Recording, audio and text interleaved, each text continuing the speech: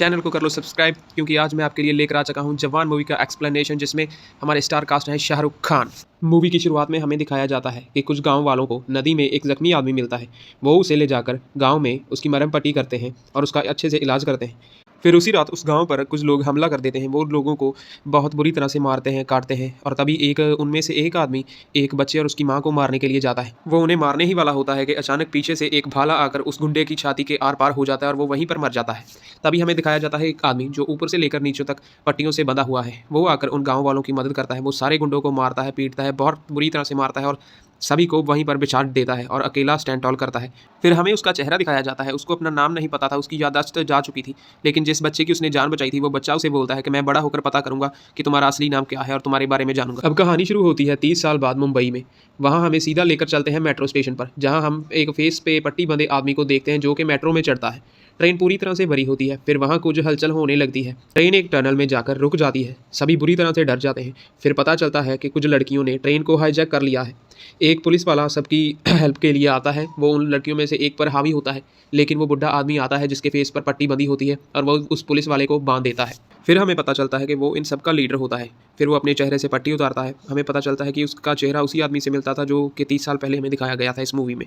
फिर वो सबको अपना नाम बताता है, विक्रम राठौड़। फिर वो पुलिस वालों को फ़ोन करता है और अपनी डिमांड पूरी करने के लिए बोलता है, लेकिन जब कोई उसकी बात नहीं मानता तो वो एक औरत को गोली मार देता है और वो वहीं पर मर जाती है।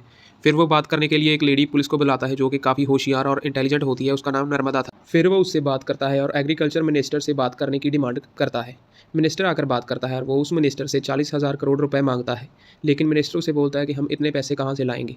तो वो उन्हें बोलता है कि तुम्हारे जो प्राइवेट सप्लायर्स हैं जिनकी तुम प्रोटेक्शन करते हो, तुम उससे पैसे ले सकते हो। अब हमें इंट्रोड्यूस कराया जाता है मूवी के विलन से, जिसका नाम होता है काली गायकवाड़। वो किसी सरकारी अफसर की बरसी पर होता है जिसे उसने खुद ही मारा होता है। उसे एक कॉल आता है जिससे उसे हमें पता चलता है कि उसकी बेटी भी उसी ट्रेन में है जो ट्रेन हाईजैक हुई है। इसी कारण वो सारे पैसे देने के लिए मान जाता है और 40,000 करोड़ रुपए दे भी देता है। उसी समय हमें पता चलता है कि ये 40,000 करोड़ रुपए काली ने सरकार से कर्ज लिया था, जो कि सरकार ने उसे माफ़ कर दिया था।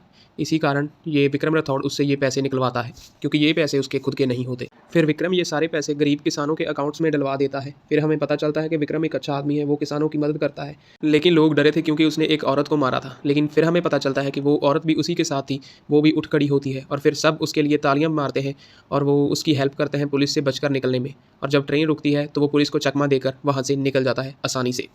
फिर हमें पता चलता है कि विक्रम असल में एक जेलर है और उसका असली नाम आज़ाद है, और जो लड़कियां उसके साथ काम करती थी वो उसी की जेल की कैदी थी जो कि झूठे जुल्म में जेल में आई थी। तो फिर वो लड़कियां चोरी से जेल के अंदर वापस चले जाती हैं और आज़ाद अपनी ड्यूटी करने के लिए वापस जेलर बन जाता है। ये सब बुरे लोगों के खिलाफ लड़ते थे और अच्छे लोगों की मदद करते थे। फिर हमें आज़ाद की थोड़ी स्टोरी दिखाई जाती है, जहाँ पर उसकी एक छोटी सी बच्ची के साथ दोस्ती होती है, और फिर उसकी दोस्ती उसकी माँ के साथ भी होती है, जिसके कारण उन दोनों में प्यार बढ़ने लगता है, गहराइयाँ बढ़ने लगती हैं, और कुछ ही दिनों बाद वो रिंग सेरेमनी में एक दूसरे को रिंग डाल देते हैं और उनका ठाका लग जाता है। अब हमें दिखाते हैं हेल्थ मिनिस्टर को, जो कि काली का जीजा होता है, जिसने एक सरकारी हॉस्पिटल में स्कैम और एक निर्दोष लड़की को झूठे केस में उम्र कैद की सज़ा करवाई होती है।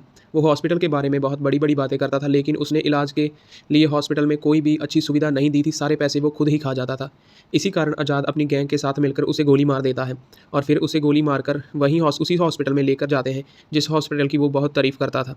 पर जब वहाँ पर जाते हैं तो उसे कोई फैसिलिटी नहीं मिलती, कोई ऑपरेशन थिएटर नहीं होता, कोई सामान नहीं होता, जिसके कारण उसकी जान को खतरा होता है। वो लोग चाहते थे कि डॉक्टर बाहर से आए और उसका इलाज करें, लेकिन उसके बदले में आज़ाद फिर से एक डिमांड रखता है। वो कहता है कि अगर मिनिस्टर की जान बचानी है तो जितने भी सरकारी हॉस्पिटल हैं जिनमें से ये मेडिकल फैसिलिटीज़ नहीं है, वहाँ पर मेडिकल फैसिलिटीज़ अवेलेबल करवाई जाए हर एक हॉस्पिटल में। तो उसकी ये मांग पूरी होती है। सारा देश ही उसकी बहुत तारीफ करता है, उसके साथ होता है, उसकी वाहवाही हो रही होती है। फिर वो बाहर जाने के लिए एक चॉपर की मांग करता है। पुलिस वाले चॉपर के साथ ही अंदर आ जाते हैं और वहाँ पर उनसे लड़ने लग जाते हैं। फिर आज़ाद और उसकी गैंग पुलिस का सामना करते हैं, पर पुलिस आज़ाद की गैंग पर हावी होने लगती है, लेकिन वो अपना दिमाग लगाते हैं और अपनी चालाकी के साथ वहाँ से निकल जाते हैं। पर आज़ाद के मास्क का टुकड़ा पुलिस के हाथ में ही रह जाता है, जिसके कारण वो उसका स्केच बनने के लिए दे देते हैं। इधर काली रशिया जाने की तैयारी कर रहा होता है और वो अपना सारा कारोबार अपने भाई के हाथ सौंप जाता है।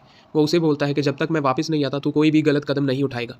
तो फिर वो काली रशिया चला जाता है। फिर हमें दिखाते हैं नर्मदा और आज़ाद को नर्मदा को अपनी सच्चाई बताने की कोशिश कर रहा होता है, लेकिन तभी उसे एक फ़ोन आ जाता है जिस कारण वो नहीं बता पाता। लेकिन नर्मदा के फ़ोन पर तभी उस स्केच की फ़ोटो आ जाती है, जिससे नर्मदा को पहले पता चल जाता है कि आज़ाद ही वही आदमी है जो ये सब कर रहा है। फिर वो आज़ाद को अरेस्ट करने के बारे में बोलती है, लेकिन उसी वक्त काली का भाई भी वहाँ हमला कर देता है, क्योंकि उसे भी आज़ाद की सच्चाई का पता चल जाता है। तो वो उन दोनों को लेकर चला जाता है और वो वहाँ पर इन दोनों को बहुत मारता है।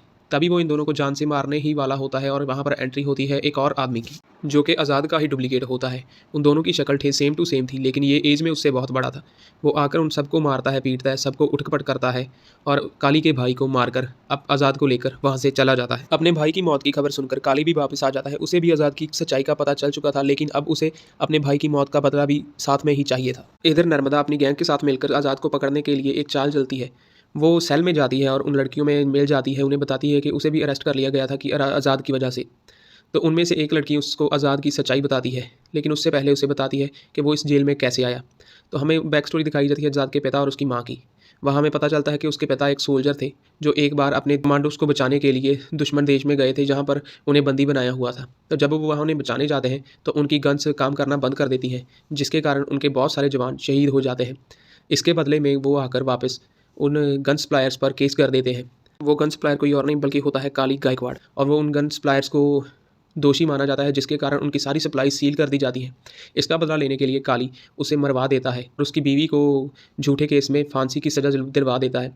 पर जैसे ही उसकी बीवी को फांसी देने वाले होते हैं, तभी उन्हें पता चलता है कि वो माँ बनने वाली है, जिस कारण उसकी फांसी तब तक रोक दी जाती है जब तक उसका बेटा 5 साल का नहीं होता। लेकिन जैसे ही उसका बेटा 5 साल का होता है तो उसे फांसी दे दी जाती है। ये सुनकर नर्मदा भी काफ़ी इमोशनल हो जाती है। फिर इधर आज़ाद को पता चलता है कि जिसने उसकी जान बचाई है वो कोई और नहीं बल्कि उसका सगा पिता है, जिसकी याददाश्त अभी तक वापस नहीं आई। दूसरी तरफ नर्मदा का साथी उसे धोखा दे देता है, क्योंकि वो काली का आदमी था। वो नर्मदा और वहाँ उन लड़कियों को मारने के लिए आया था। वो नर्मदा की बेटी को भी कार में बेचकर कहीं पर मारने के लिए भेज देता है, लेकिन वहाँ पर विक्रम आ जाता है और वो नर्मदा की बेटी को बचा लेता है। दूसरी तरफ जेल में वहाँ आज़ाद आ जाता है और वो वहाँ पर आकर सारे सेल्स ओपन कर देता है, जो कि क्योंकि वो सब उन्हें उस आज़ाद को जानती थी, और वो सब मिलकर उस आदमी को मार देती हैं और उन लड़कियों को और नर्मदा को बचा लेते हैं। लेकिन उसी बीच एक लड़की मारी जाती है, जिसकी जान नहीं बच पाती, और उसकी जगह ले लेती है नर्मदा। नर्मदा आज़ाद और उसकी टीम के साथ मिल जाती है। फिर हम देखते हैं कि वो सब काली के कंटेनर्स को पकड़ने के लिए जाते हैं, लेकिन वो विक्रम और उसके गैंग को वहीं रहने के लिए बोलते हैं, क्योंकि वो बूढ़े थे, और वो सब चले जाते हैं वहाँ पर कंटेनर्स को लूटने। लेकिन वो वहाँ पर जाते ही आज़ाद की टीम पर दूसरे गुंडे हावी हो जाते हैं, जिसके कारण वहाँ पर विक्रम को आना पड़ता है, और विक्रम आकर सबको ही ठोक डालता है, उड़ा देता है, फोड़ देता है, सारी गाड़ियों को तोड़ देता है। और वहीं पर विक्रम उन सबको बचा लेता है, और फिर आज़ाद को वो उन कंटेनर्स को लेकर कहीं भेज देता है, और खुद वो काली गायकवाड़ के हाथ पकड़ा जाता है। आज़ाद फिर से विक्रम राठौड़ बन के पुलिस से बात करने की मांग करता है। उधर काली विक्रम और उसके साथियों को बहुत बुरी तरह से मारता है।